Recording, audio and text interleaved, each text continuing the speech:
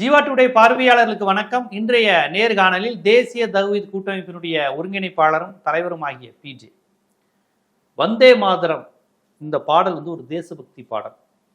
ஆங்கில ஏகாதிபத்தியத்தை எதிர்த்து நம்ம தேசபக்தர்கள் அன்றைய போராளிகள் பாடிய பாட்டு. ஆனால் பாருங்க, முஸ்லிம்ஸ் அந்த பாடலை பாடக்கூடாதுங்கிறாங்க. வந்தே மாதரம்ங்கிறது நம்முடைய அடையாளம் தானே. வந்தே மாதரம் சொல்லக்கூடாது, பாரத் மாதா கி ஜெய் சொல்லக்கூடாது, இதையெல்லாம் நாங்கள் சொல்கிறோம். ஆனால் முஸ்லீம்ஸ் இதை சொல்ல மாட்டாங்க. இந்த நாத்திகர்கள், இந்த பெரியாரிஸ்டுகள் இது உடனே எதிர்ப்பாங்க. அப்போ இதுலேருந்தே புரியலையா நாங்கள் ஏன் அவங்கள ஆன்டி இண்டியன், தேச துரோகின்னு சொல்கிறோம்? அந்த பெரியாரிஸ்ட், இந்த முஸ்லீம்ஸ்லாம் எதெல்லாம் தேசத்தை பெருமைப்படுத்துது சொன்னால் உடனே அது எங்களை புண்படுத்துது, இல்லை நாங்கள் இது பண்ணுறோன்னு சொல்கிறாங்கிறாங்களே. ஏன் வந்தே மாதரம்னா நம்ம இந்திய ஏகாதிபத்தியத்தை எதிர்த்து நம்ம இந்திய விடுதலை பற்றிய பாடல் தானே, அதை ஏன் முஸ்லீம்கள் எதிர்க்கிறாங்க அப்படின்னு பிஜேபியினர் கேட்குறாங்க. அதாவது இந்த வந்தே மாதரம்ங்கிறது அந்த வார்த்தை மக்களுக்கு அறிமுகமானதுனால அதனுடைய வரலாற்று பின்னணி தெரியலை. அதனால இந்த கேள்வியை கேட்குறாங்க. இந்த வந்தே மாதரம் எங்கேருந்து வருதுன்னு கேட்டால், ஆனந்த மடம்னு ஒரு நாவல் எழுதப்படுது வங்கத்தில். அந்த நாவலில் இந்து முஸ்லீம் கலவரத்தை பற்றி கற்பனையாக எழுதப்பட்ட ஒரு நாவல். அதில் இந்த வந்தே மாதரம்ங்கிற இந்த பாடலை பாடிக்கொண்டு தான் இந்துக்கள் முஸ்லீம்களை அடித்து கொள்றாங்கங்கிற ஒரு டைப்பில் எழுதப்பட்ட ஒரு பாடம். அதில் தான் அந்த பாட்டே ஃபஸ்ட்டு வருது. இது கவிதையாக எழுதப்பட்டது இல்லை, நாவலுக்குள்ளே இந்த கவிதை வைக்கப்பட்டிருக்கிறது. அதிலிருந்து உருவி தான் எடுக்கிறாங்க. அப்போ அந்த கதை மூலமாக அந்த வந்தே மாதரம், அந்த ஆனந்த மடத்தின் கதை பிரகாரம் வங்காளத்தில் பிரிவினைக்கு முற்பட்ட வங்காளம், அதாவது மேற்கு வங்காளமும் பாகிஸ்தானும் ஒன்றா இருந்தது. வங்காளம்னு இருந்துச்சுல, அந்த வங்காளத்தில் ஒரு பிரம்மாண்டமான ஒரு கலவரம் ஏற்படுது 1905க்கு முன்னாடி, முந்தின விஷயம். ஆமாம், அந்த கலவரத்தில் முஸ்லீம்கள் கடுமையாக பாதிக்கப்பட்டாங்க. அது கூட இந்த பிரிவினையை அவங்க கேட்பதற்கு ஒரு காரணமாக இருந்துச்சுன்னு வைங்க. அதை வச்சு இந்த நாவல் எழுதும்போது அந்த நாவலில் என்ன செய்கிறாங்கன்னா, அந்த வந்தே மாதரத்தை பாடிக்கொண்டு தான் அந்த கலவரத்தில் ஈடுபட்ட மாதிரி அதில் வருகிறது. அதனால என்ன செய்கிறாங்கன்னா, இந்த இந்து மகா சபை அந்த பாடலை உருவி அவங்களுடைய நிகழ்ச்சிகளில் அதை பாட ஆரம்பிக்கிறாங்க. இதுக்குன்னு பாடலாக எழுதப்பட்டது கிடையாது, நாவலுக்குள்ளே நுழைக்கப்பட்ட ஒரு கவிதை. அப்போ இதை பாட ஆரம்பிக்கிறாங்க. இது பாட ஆரம்பிக்கும் பொழுது 2 காரணத்துக்காக வேண்டி முஸ்லீம்கள்லேருந்து எதிர்ப்பு வருது. முகமது அலி அப்போ காங்கிரஸ் தலைவராக முகமது அலி இருக்கிறார். அப்போ காங்கிரஸ் தலைவராக இருக்கும்போது என்ன செய்கிறாங்கன்னா, ஒரு காங்கிரஸுடைய மாநாடு, அகில இந்திய மாநாடு நடக்குது 1973. அது மாநாடு நடக்கிறது 23. அந்த மாநாடு நடக்கும்போது அந்த மாநாட்டில் அந்த வந்தே மாதரத்தை காங்கிரஸுக்காரங்களும் பாடுறாங்க. அதனுடைய தாக்கத்தில் இவர் அதை கண்டித்து வெளிநடப்பு செஞ்சிடுறார். காங்கிரஸ் தலைவரே வெளிநடப்பு செய்கிறார். என்னன்னு கேட்கும்போது அவர் 2 காரணத்தை அவர் சொல்கிறார். எதனால் நாங்கள் படிக்கிறோம்னு கேட்டால், இது எங்களை அழிப்பதற்கு ஒரு அடையாளமாக உருவாக்கப்பட்ட ஒரு கவிதை. அந்த கலவரத்தில் இதை சொல்லி தான் முஸ்லீம்கள் அழித்தார்கள் வரும்பொழுது அந்த ஒரு எண்ணத்தை இது பிரதிபலிக்கும். அந்த கவிதையுடைய முஸ்லீம்களை அழித்ததை கொண்டாடுகிற கவிதை, கொண்டாடிய கவிதை. அந்த கொண்டாடுற விதமாகத்தான் அந்த நாவலில் எழுதப்பட்டிருக்கும் பொழுது ஏகாதிபத்தியத்தை எதிர்க்கலையா, அதுக்கு பயன்படுத்துகிறாங்க பின்னாடி. அது முஸ்லீம்களை அழிக்கிறதுக்கு உள்ள விஷயமா தான் பாடப்பட்டுச்சு. சரி, அப்படி பாடப்பட்டும் போது இது எங்களுக்கு எதிராக பாடப்பட்டதுங்கிறது ஒரு விஷயம். சரி, 2வது விஷயம் என்னன்னு கேட்டால், எங்களுடைய மத நம்பிக்கைக்கு எதிராக அது இருக்கிறது.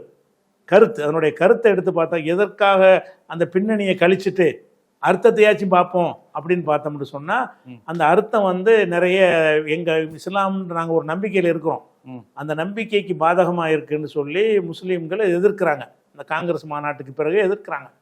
எதிர்த்தவன என்ன ஆகுதுன்னா, என்ன மாதிரிலாம் இருக்குன்னு கேட்டால், அந்த வந்தே மாதரம் பாடலில் உனது உருவம்தான் கோவில்கள் தோறும் வடிவமைக்க அதனுடைய நேரடி தமிழக இது அந்த வந்தே மாதரத்தில் வரக்கூடியது. நீயே 10 ஆயுதங்களை தாங்கிய துர்கா, நீயே தாமரை தடாகத்தில் உலாவும் கமலா இலக்குமி லட்சுமி, நீயே வித்தையை அருளும் வாணி அதாவது சரஸ்வதி, உன்னை வணங்குகிறேன் கமலா, உன்னைய வணங்குகிறேன் லட்சுமியே, உன்னை வணங்குகிறேன். அப்போ லட்சுமியே உன்னை வணங்குகிறேன்னு ஒரு முஸ்லீம் சொல்லலாமா? நாங்கள் ஒரு நம்பிக்கையில் இருக்கிறோம். ஆமாம், உருவத்தை வணங்க, ஒரு இறைவனைத்தான் நாங்கள் வணங்கணும்னு இருக்கிறோம். எங்களையும் இதை படிக்க சொன்னீங்கன்னா, லட்சுமியே உன்னை வணங்குகிறேன், நீ 10 ஆயுதங்களை வச்சிருக்கிறாய், உன்னை நான் மதிக்கிறேன் வணங்குறேன்ற மாதிரி அந்த பாடல் அடிப்படைக்கு எதிரானது. அதே மாதிரி வந்தே மாதரம்ங்கிறதே அடிப்படைக்கு எதிரானதான்.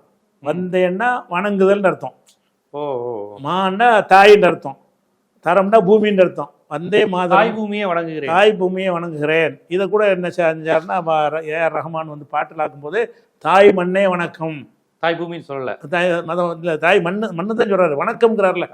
இந்த வந்தே மாதரத்துக்கு அர்த்தத்தை அவர் ரஹ்மான் பாட்டில் பாடுறாரு, ஏஆர் ரஹ்மான், தாய் மண்ணே வணக்கம்னு. இந்த பாரதியார் இந்த பாட்டுக்கு அர்த்தம் செஞ்சு படிச்சிருக்காரு. வந்தே மாதரம் என்போம், எங்கள் மாநிலத்தாயே வணங்குதும் என்போம். அது அர்த்தத்தை சொல்றாரு அவர். வந்தே மாதரம்னா பூமியை வணங்குறோம்னு அர்த்தம். அப்போ பூமியை வணங்குறோம்னு ஒரு முஸ்லீம் எப்படி சொல்லுவான்? நாங்கள் ஏன் பூமி எதுக்கு வணங்கணும்? எங்கள் நாட்டை நாங்கள் பாதுகாப்போம், பேணுவோம். எவனாவது கைப்பற்ற வந்தா அது பற்று, அது பற்று. அதை வணங்குறதா இருந்தா எப்படி வணங்குற? நாங்கள் ஏன் வணங்கினதை வணங்கக்கூடாது? தாய் தந்தையே வணங்கக்கூடாதுன்னு இருக்குது. எங்களுக்குன்னு ஒரு கொள்கை இருக்குது. அந்த கொள்கை வந்து உங்க மதத்துக்கு எதிரானது இல்லை. இங்க நாங்கள் அதை செய்யக்கூடாது அப்படிங்கிறதுக்காகவே நாங்கள் வணங்க மாட்டோங்கிறோம். அப்போ இதை நீங்களும் வணங்கணும்னு சொன்னீங்கன்னு சொன்னால் நாங்களே மண்ணை வணங்குற அது வேணான்னு தான் நாங்கள் இஸ்லாத்துக்கு வந்திருக்கிறோம். மண்ணை வணங்கலாம்னா உங்க பேசாம இந்துவா இருந்திருப்போம், இந்துவா இருந்திருப்போமே, வணங்கக்கூடாது. அதுல எங்களுக்கு உடன்பாடு இல்லாம நாங்க வந்தவங்களை நீ உடன்படாட்டால் நீ உடன்பாடுன்னா என்ன அர்த்தம் அது அப்படின்னு சொல்லி தான் முகமது அலி எதிர்க்கிறார். காங்கிரஸ் தலைவராக இருந்தவர் எதிர்க்கிறார். எதிர்த்த உடனே அப்போ 8 மாகாணத்தில் வெள்ளக்காரங்காலத்தில் 8 மாகாணத்தில் காங்கிரஸ்காரங்க ஜெயிக்கிறாங்க, ஆட்சியை பிடிக்கிறாங்க. எப்போ எந்த பீரியடு? அந்த அந்த வந்தே மாதரம் பாடுறதா அந்த 1920 23க்கு பிறகு 23. அப்போ தேர்தல் நடக்குது. பிரிட்டிஷ் காலத்தில் தேர்தல் நடத்தி வச்சு இங்கே அமைச்சர்லாம் இருந்துச்சு. முழு காங்கிரஸ்காரங்க எங்களுக்கு பிரதிநிதித்துவம் கொடுங்க அந்த மாதிரி ஒரு தேர்தல் நடத்திக்கிட்டு தான் இருந்தான்.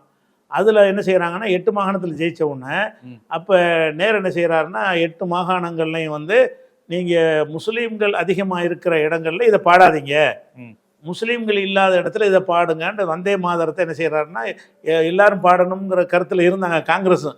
இது முஸ்லீம்களுடைய நம்பிக்கைக்கு எதிராக இருக்கும்போது நம்ம திணிக்கக்கூடாது அப்படின்னு சொல்லி நேரம் என்ன செய்கிறாருன்னு கேட்டால் எல்லா மாகாணங்களுக்கும் முஸ்லீம் இருக்கிற பகுதியில் ஒரு நிகழ்ச்சி நடத்திங்கன்னா சாரே ஜஹான் சச்சான்னு ஒரு பாட்டு இக்பால் எழுதின பாட்டு இருக்குது.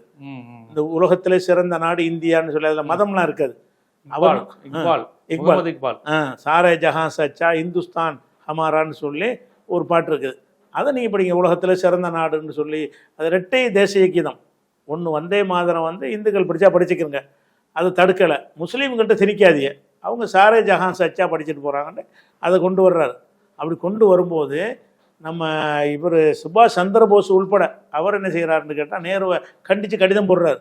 நீங்கள் எப்படி வந்தே மாதரத்தை தேசிய கீதம் ஆக்காமல் எப்படி நீங்கள் வந்துட்டு அதை பாதி இடத்துக்கு நீங்கள் சாரே ஜஹானை கொடுக்குறீன்னு அவர் கேட்குறாரு. அவருக்கு நேரு கடிதம் எழுதுறாரு. என்ன எழுதுறாருன்னு கேட்டால் இது வந்து ஒரு மத சம்பந்தப்பட்ட ஒரு விஷயம், ஒரு மதத்தினருடைய மத நம்பிக்கை புண்படுத்தக்கூடியதை தேசிய கீதம் ஆக்குறதுங்கிறது சரியில்லை, அவங்கள வந்து என்ன சொல்லி திருப்திப்படுத்துறது நியாயமாக படலை, அதனால நான் அந்த முடிவில் உறுதியாக இருக்கேன்ட்டார். நேரு வந்து படிக்கணும் கட்டாயப்படுத்த மாட்டோன்ட்டாங்க. அப்போ இந்த வந்தே மாதரம்ங்கிறது எங்களை நம்பிக்கையை பாதிக்கிறதுக்காகத்தானே சொல்கிறோமே தவிர அதை விட சிறந்த சாரே ஜஹான் அச்சாவை நாங்கள் படிக்கிறோமே, உலகத்திலேயே சிறந்தது எங்கள் இந்தியா, அது இதை விட இந்தியாவை பெருமைப்படுத்த என்ன இருக்குது? உலகத்திலே சிறந்த நாடு எங்க நாடு. அப்ப இதுல வந்தே மண்ணை வணங்குதல் சொல்றதை விட இது சிறந்தது, அதை விட மேலான பாட்டை தான் நாங்க படிக்கிறோம் அப்படின்ட்டாங்க. அதுக்கப்புறமேலு நாடு சுதந்திரம் அடையுது. சுதந்திரம் அடையும் போது எதை தேசிய கீதம் ஆக்குறதுன்ற ஒரு சர்ச்சை வருது. அப்போ வரும்போது இந்த காவிகள்லாம் என்ன செய்யறாங்கன்னு கேட்டால் இந்து மகாசபைக்காரங்கள்லாம் வந்தே மாதரம் அப்படிங்கிறாங்க. முஸ்லீம்கள் சைடில் வந்து சாரே ஜஹான் சச்சா பாடணும்னு சொல்கிறாங்க தேசிய கீதமாக. அப்போ இந்த பல கருத்துக்கள் வந்து 2 பேரும் கருத்துள்ள ரெண்டுமே வேணாம், தாகூருடைய கவிதைக்கு போயிடுவோம், ஜனகணமனம் எடுத்துக்கிறோம்னு சொல்லி ஜனகணமனம் தான் தேசிய கீதம் ஆக்கி இந்த ரெண்டுமே தேசிய கீதம் இல்லைன்னு ஆக்கிட்டாங்க. அப்போதே நீங்கள் பாட சொல்கிறீங்க. தேசிய கீதமாக இருந்து பாட சொன்னால் கூட ஒரு சட்டம் ஒரு நிர்பந்தம்னு படிச்சுட்டு போயிடலாம். ஆனால் தேசிய கீதம் இல்லைன்னு ஆயிடுச்சே. அந்த தேசிய கீதத்தை உருவாக்கும் போது 1950களில் தேசிய கீதம் உருவாக்கப்படும் பொழுது வந்தே மாதரத்தை உருவாக்குறதான்னு விவாதிக்கப்படுகிறது. சாரே ஜஹான் சச்சாங்கிற பாடலை வைக்கிறதான்னு விவாதிக்கப்படுகிறது. ரெண்டையும் விட தாகூர்லேருந்து சொல்ல போனால் தேசிய கீதத்துக்கு தகுதியற்றது தான் அது.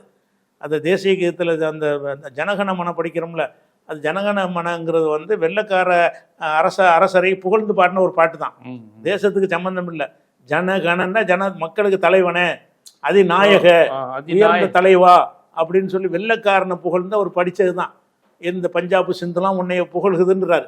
இந்த வெள்ளைக்காரனை திராவிட உரிமை திராவிட உத்கல வங்கா எல்லாமே புகழுதுங்கிறார். எல்லாமே உன்னை தான் பாராட்டுறோன்னு சொல்லி வெள்ளை ஏகாதிபத்தியத்தை புகழ்ந்து படித்த ஒரு பாட்டு தான். ஆனாலும் கூட என்ன செஞ்சாங்க, அன்னைக்கு இருந்த மக்கள் வந்து அப்படி இருந்தாலும் இது தொலைஞ்சிட்டு போகுது, ஒரு மதத்தை திணிச்சு கலவரத்தை உண்டாக்க வேணான்னு இதை வேணான்ட்டாங்க. அதாவது அந்த ஜனகணமனங்கிறதுல ஒரு நல்ல ஒரு நாட்டை புகழ்ந்து படிக்கிற பாட்டு கிடையாது அது. இருந்தாலும் வந்தே மாதத்துக்கு இது பரவாயில்ல. பிரச்சனை காந்தி மாதிரியான தலைவர்கள் என்ன நிலைப்பாடு எடுத்தாங்க? அப்ப அவங்க எல்லாம் இருக்க போய் தானே வந்த ஜனகணமனம் ஆதரிச்சாங்க. வந்தே மாதரம் ஆதரிக்கல இல்ல ஏதோ நீக்கப்பட்ட வரிகளை ஆதரிச்சாருங்கிறாங்க. இதுல நீக்கப்பட்ட வரி ஆதரிக்கிறது நான் சொன்னல, அந்த நீக்கப்பட்ட வரி எது, இந்த துர்கா அந்த லட்சுமிங்கிறதுல அது நீக்கப்பட்டாலும் வந்தே மாதரமே தப்பா இருக்க. ஓ, இப்ப நீக்கப்பட்டதுமே முஸ்லிம்கள் பாட முடியாது. தாய் மண்ணை வணங்குறோம்னு ஆரம்பிக்குது, வந்தே மாதரம்ன்றீங்களா, அதை நீக்கலையே. தாய் மண்ணை வணங்குகிறோம், உன்னை நான் கும்பிடுறோம்னு சொல்லி மண்ணை வணங்க சொல்றீங்களே. அப்ப நீக்கப்பட்டதுலையும் என்னத்து நீக்கப்பட்டிருக்குன்னா, பச்சையா இந்து தெய்வங்கள் பேர் சொல்லப்பட்டதை நீக்கி இருக்கிறாங்க, நீக்கிட்டு படிக்கலாம்னு சொல்லி. ஆனா பொதுவா மண்ணை வணங்கலான்றது அந்த கருத்து நீக்கப்படலையே. எல்லா இதுலயும் ஏறமான் கூட கொஞ்சம் அதை மாத்துறாரு. அதுல இல்ல, தாய் மண்ணை வணக்கம் தான் அவர் சொல்றாரு. தாய் மண்ணை உன்னை வணங்குறேன், வணக்கம் அப்படிங்கிறாரு. அப்ப தாய் மண்ணை வணங்குறங்கிற அர்த்தத்தை தான் வந்தே பாரத்துக்கு கொடுக்குறாங்க. இந்த வந்தே பாரத்லாம் சொல்றான்ல, வந்தே பாரத்னா இந்தியா வணங்குறோன்னு தான் அர்த்தம். ரயிலுக்கு பேர் விடுறான்ல, வந்தேங்கிறது வங்காள மொழியில வணங்குறேன்னு அர்த்தம். இது வங்காள மொழி சொல்லு இது. அப்போ வந்தே மாதரம் இதுவும் வங்காள மொழி தான், அதுவும் வங்காள மொழி தான். ஜனகண மனங்கிறது வங்காள மொழி தான், வந்தே மாதரம் என்பது வங்காள மொழி தான். அப்போ இந்த விஷயத்தை வந்து மோடி எப்படி கிளப்புறாருன்னு கேட்டால், நேரு தான் அதுக்கு தடையாக நின்றார். வந்தே மாதரம் எவ்வளோ அழகான ஒரு பாடல், அதை வந்து நேரு தடையாக நின்றாருங்க. தடையாக தான் நின்றார். எதுக்கு தடையாக நின்றார்? அவர் மதச்சார்பற்ற ஒரு கொள்கையில் உள்ள ஒரு ஆள். அவர் எந்த மதத்துக்கு கருத்தை இன்னொரு மதத்துக்கு திணிக்கக்கூடாது, ஒரு மதத்தை புண்படுத்தித்தான் அது தேசபக்தியை காட்டின அவசியம் இல்லை அப்படிங்கிறதுக்காக தான் நேரு நினைஞ்சார். அதை நிறுத்த தான் சொன்னார். அது நிறுத்த சொன்னது வந்து தேசத்துக்கு எதிரானது கிடையாது, தேசத்துக்கு பாதுகாப்புனா ஒரு விஷயம், தேசத்துக்கு நன்மை நாடி அவர் செஞ்ச ஒரு ஏற்பாடு. அதை போய் பார்லிமெண்ட்ல அவர் கண்டிக்கிறார், மோடி கண்டிக்கிறார். ஜனகண மன்னன் உனக்கு ஒரு தேசிய கீதம் இருக்குது, அதுக்கே இந்த அவங்க பாருங்க, இந்த இதனுடைய விபரீதத்தை நீங்கள் விளங்குறதா இருந்தா, இந்த பாரதியார் விழா கொண்டாடுற அதே டேட்ல தான் வந்தே மாதரம் விழாவும் சேர்த்து நடத்துவாங்க. விஜில் அமைப்பு. அப்போ வந்தே மாதரம் யாருக்குரியதுன்னு விளங்குதா இல்லையா? இந்த வந்தே மாதரம் விழா இப்போ கலந்து கொண்டாடுற சீமானு, அது கூட ரெண்டுக்குமான விழா தான் அது. வந்தே மாதரம் அன்று பாரதியார் எல்லாமே லிங்க் ஆகுது ரெண்டுக்கு. அப்ப ரெண்டு இல்ல, அது பாரதியார் பாடல் வரியே இந்த சினிமால வரும். பள்ளித்தலம் அனைத்தும் கோவில் செய்வோம், எங்கள் பாரத தேசம் என்று மாறுதட்டுவோம். பள்ளித்தலம் அனைத்தும் கோவில் செய்வோம், சிவா பாடுற மாதிரி காமிப்பாங்க. எங்கள் பாரத தேசம், பள்ளித்தலம் அனைத்தும் கோவில் செய்வோம்னா அது அர்த்தம் எனக்கு புரியல. பள்ளினா சமண பள்ளி, பௌத்த பள்ளி, இல்லைன்னா பள்ளிவாசல் முஸ்லிம்களுடைய இது. படிக்கிற இடத்தை சொல்றாரு, பள்ளிக்கூடத்தை எல்லாம் கோயிலாக்குங்கிறார். அதுவுமே ஒரு கோவில பள்ளிக்கூடமாக்குறது தானே புலமைப்புத்தன் பாடினாரு பின்னாடி. ஆமா, போய் பள்ளியை போய் கோயிலாக்குறாரு. படிக்கணும்னு தானே நம்ம சொல்றோம். நம்ம அப்ப நிறைய விஷயங்கள் நீங்க சொல்ற மாதிரி பாரதியார் முரண்பாடுகள் இருக்கு. அது மாதிரி உள்ளது. நமக்கு வந்து என்னன்னு கேட்டா, இந்த வந்தே மாதரம்ங்கிறது நாங்க மறுக்கிறது தேசத்துக்கு எதிர்த்து. நீங்க தேசத்துக்கு நாங்க தான் அதிகமாக உயிரை கொடுத்துருக்குறோம், அதிகமாக தியாகம் பண்ணியிருக்கிறோமே, அதிகமாக சதவீதத்துக்கு மேலே தியாகம் செஞ்சவங்கன்னு சொல்லி எங்களுக்கு ரெக்கார்டு இருக்க வரலாறு. அப்படி இருக்கும்போது தேசத்துக்கு உள்ளது வேறு எப்படி நாங்கள் நிரூபிக்கணும்? அந்த பாட்டெலாம் நிரூபிக்கணுமா? பாட்டில் வந்து எங்களை நாங்கள் செருப்பால் அடிச்சுக்கிட்டு அந்த தேசபக்தி நிரூபிக்கணுமா? அதனால தான் நாங்கள் மறுக்கிறோம். தேசபக்திக்கு எதிராகலாம் நாங்கள் மறுக்கலை. ஏன் அப்படி ஒரு கருத்தையும் திணிக்கிறீங்க? இப்போ முஸ்லீம்களுடைய அல்லா மாதிரி சொல்லி நீங்கள் சொன்னால் அதை ஏற்றுக்கிறீங்களா? தேசபக்திக்கு பதிலாக வந்தே அல்லான்னு சொல்லி ஒரு தேசிய அல்லாவை எல்லாரும் வணங்குன்னு சொன்னா ஒத்துக்குருவீங்களா?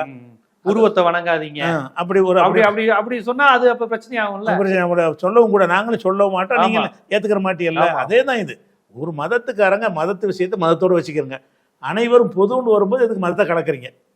தேசம்ங்கிற அனைவருக்கும் பொது தானே, அனைவருக்கும் பொதுவானது என்பதில் போய் ஒரு மதத்தை போய் கலக்க வேண்டிய தேவை என்ன இருக்கு? அதனாலதான் என்ன செஞ்சார், நேரு சொன்ன உடனே ஜம்மியத் உலமாவுடைய தலைவர் தேவபந்துல இருந்து அவர் தெளிவா சொன்னாரு, வந்தே மாதரம் பாடுற எங்க இஸ்லாமிய நம்பிக்கைக்கு எதிரானது, நாங்க பாட மாட்டோம், பாடக்கூடாதுன்னு சொல்லுவோம் அப்படின்னு அவர் டெக்ளேர் பண்ணார் மோடி சொன்ன மறுநாள். அது கரெக்டு தான். அது அவர் இன்னைக்கு சொன்னது இல்லை, அது அன்னைக்கு 1923 சொன்னது தான் அது. அதனால வந்தே மாதரம்ங்கிறது தேசபக்திக்கு எதிரும் நாங்கள் கிடையாது. இந்த பாட்டு தப்பான பாட்டு, தப்புன்னா இந்துக்களுக்கு நல்ல பாட்டாக இருக்கலாம், இப்போ தேசத்துக்கு பார்க்கும்போது தப்பான பாட்டு. அது அனைவருக்கும் உள்ளதை வந்து ஒரு மதத்தின் கருத்தை திணிக்கக்கூடாது, அதான் காரணம். இப்போ வந்தே மாதரம்ங்கிறது அரசியலா மதமா, அதை எப்படி புரிந்து கொள்வது? அதில் தேச நலன் இருக்கா, இல்லை சிறுபான்மை மக்களை சீண்டுகின்ற வன்ம அரசியல் இருக்கா?